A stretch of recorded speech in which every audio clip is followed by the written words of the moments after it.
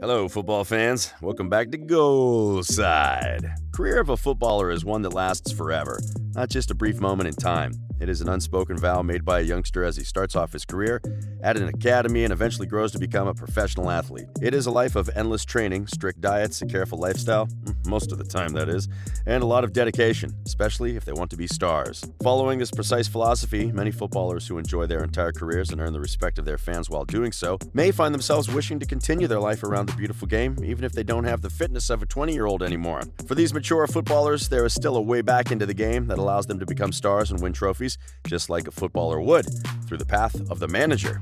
And as everyone knows, a good manager is crucial in football if you want to succeed.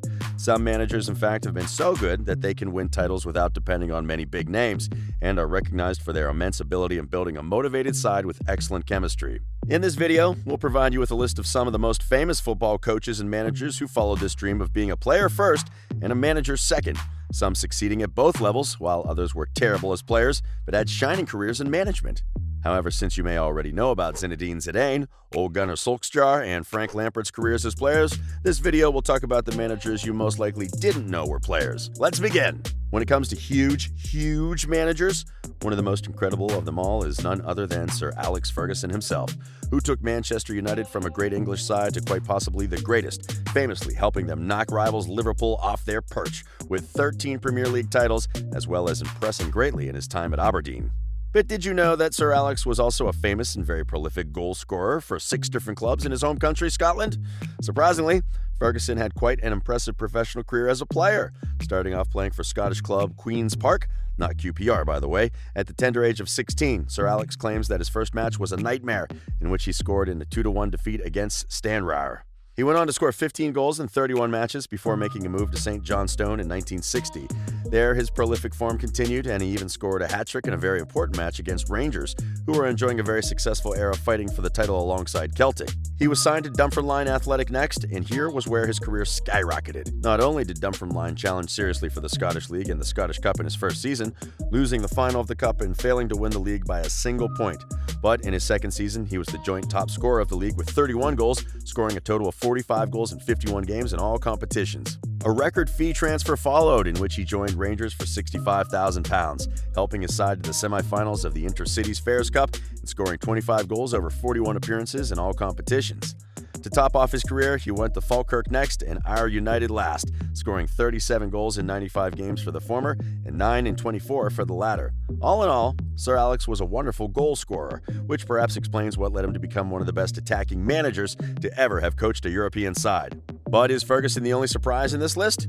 Definitely not. The next manager to have a star-studded career is a man who has broken records that only a handful of players or managers can boast to have broken, especially those achievements surrounding the UEFA Champions League. Carlo Ancelotti, famous for winning Real Madrid's Decima and for his incredible work at AC Milan, holds the joint records of having won the trophy 3 times, shared with Bob Paisley and Zinedine Zidane, having won it with 2 different clubs and having won the Champions League as both a player and a manager, a feat which only 7 footballers in the world have accomplished. As a player, Carlo was an attacking or a central midfielder, sometimes also playing as a winger, that was tricky to defend against and who also had an eye for a goal. He started off his illustrious professional career at Parma, playing in Serie C, Italy's 3rd division, at the age of 18. Parma fans remember him for famously scoring the 2 winning goals in the Serie B playoff that would allow the team to receive promotion to Serie B, a pair of goals that came when his result was at 1-1. After his exploits at Parma, attention started to grow among other clubs, and as Roma put their sights on him as a new signing that would bring something new to their club. In 1979, Roma signed the young Ancelotti to boost their midfield and attack, and immediately he was allowed to taste glory in the form of 2 consecutive Coppa Italia titles in his first 2 years there. He would win 2 more Coppas, although it wasn't even the proudest achievement he would remember fondly. It came in 1983, after a 41-year league drought and after 2 consecutive years ending the season in the top 3 of the Serie A table. Competing hard with Michel Platini's Juventus, Carlo Ancelotti and his side accomplished the massive feat of winning the league title, surpassing the Turin club by 4 points and ending their quest for a second league trophy. He would miss out on winning a European Cup the following year, sitting out the final, which Roma lost against Liverpool, due to injury, becoming second to Juventus in the 1985-86 Serie A season. His final club was AC Milan, the team he would return to gloriously as a manager only a decade later.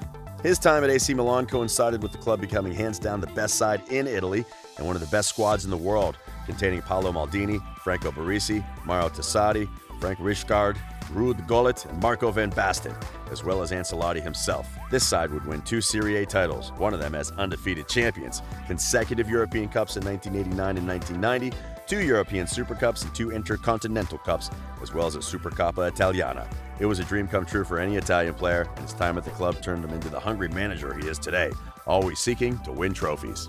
But when it comes to trophies, and specifically Champions League trophies, quite a few managers who have won it also used to be football players. Take Louis van Gaal, for example, who was a no-nonsense defensive midfielder in his native Netherlands, playing first in Ajax's reserve side while getting to train with Johan Cruyff himself. He would then move to Belgium's Royal Antwerp on loan, where he received a broken nose that never quite healed properly. After his 4-year spell in Belgium, he returned to the Eredivisie to play in Telstar, Sparta Rotterdam, where most of his career took place, and AZ Alkmaar, where he would gain the first of the managerial knowledge that would take him to win many different trophies with Ajax, Barcelona, Bayern Munich, and even Manchester United. Another Champions League winner who also played the beautiful game was Jupp Heynckes, a revered manager who pulled off the magnificent feat of winning Bayern München's first and only historic treble, as well as one of Real Madrid's UEFA Champions League titles. As a player, Jupp was a prolific striker who began his professional career at Borussia Mönchengladbach in 1964, getting the chance to represent the hometown club he had grown up dreaming to join. Although initially Gladbach was in his second division, they soon found their way into the Bundesliga, with Heynckes scoring a massive 23 goals in 25 matches. Looking to find a new challenge and get more game time, Heynckes moved to Hanover in '96, but this was mostly an uneventful period of his career in which he didn't win any trophies and which he scored 25 times in 86 league matches. Fortunately, this low point of his career as a player would soon be forgotten with his return to Mönchengladbach in the 1970-71 season, in which he scored 19 goals in 33 apps to help Gladbach become the first Bundesliga club in history to retain the title, which they had also won the season before while he was at Hanover. Only 2 years after this glorious win, Heynckes was the top scorer in the 1972-73 UEFA Cup campaign, scoring 2 goals in the final against Liverpool but losing 3-2 on aggregate. He also enjoyed the success of winning the DFB Pokal. Furthermore, he was a key member of the West Germany side in this period, winning the 1972 UEFA European Championship with a significant 3-0 win over the Soviet Union in the final. The 1973-74 season, however, showed the first big signs of glory for the striker, scoring a massive 30 goals, making him top scorer alongside Gerd Müller, and his side ending second in the Bundesliga. He was also the top scorer of the European Cup Winners' Cup. And although he was mostly injured for the 1974 World Cup, he received a winner's medal for having participated in the first 2 matches on the bench. In the 1974-75 season, Heynckes was the league's top goal scorer, helping his side win the Bundesliga and leading his club to winning its first European trophy, the UEFA Cup, becoming the first German club to do so. Borussia Mönchengladbach would go on to win the 1975-76 and 76-77 titles, earning 3 in a row and equaling Bayern's same record, with 4 Bundesliga titles, 1 DFB Pokal, and 1 UEFA Cup, as well as representing the 3rd highest goal scorer in Bundesliga history. Jupp Heynckes ended his playing career in 1978, having earned the respect of all of Germany and Europe while doing so. Another German UEFA Champions League winner that played the game was Jurgen Klopp, current manager of Liverpool FC. Jurgen's case is a curious one, as he started off as a physical striker before coaches discovered he would make a much better defender and converted him into such. Initially wishing to become a doctor, Jurgen remembers his headmaster saying, "I hope it works out with football, otherwise it's not looking good for you," a phrase which led him to decide to focus on his ability as an athlete. This paid off in 1990 when he was signed by Mainz 05, playing there until 2001 and earning great love from the fans. He retired as their record goal scorer with 56 goals in 340 matches, having played first as a striker before being converted to a defender due to his size and strength. Jurgen went on to manage Mainz only a few months after retiring, having gotten his coaching license while still playing at the club. The rest, as they say, is history. A record 4th place finish, a relegation to the 2nd division, and an impressive spell at Borussia Dortmund preceded an even more impressive few years at Liverpool, where he's still managing today. Klopp is the final inclusion in our list of football coaches you didn't know were players too. Hopefully you've enjoyed this video. If so, please subscribe and watch our other content that you'll most likely love. See you in our next video. This here's Goalside.